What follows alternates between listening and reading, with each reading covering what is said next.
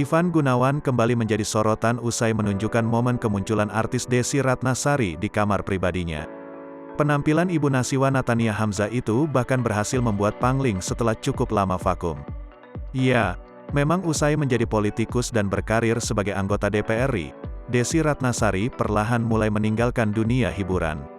Meski demikian, mantan kekasih Irwan Musri ini ternyata tak jua kehilangan pesonanya. Terbukti di usianya yang kini sudah menginjak 48 tahun, Desy Ratnasari masih tampak begitu memukau kala dipercaya Ivan Gunawan menjadi model brand pakaian muslimah miliknya. Desy bahkan langsung menjalani pemotretan eksklusif di rumah pria yang kini sedang dikabarkan dekat dengan Ayu Ting Ting itu.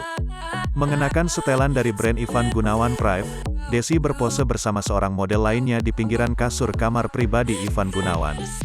"Wah, ada dua wanita hebat main ke kamarku nih," tulis Igun. Selain di kamar, Desy Ratnasari juga melakukan pemotretan di beberapa sudut lainnya di rumah Ivan Gunawan.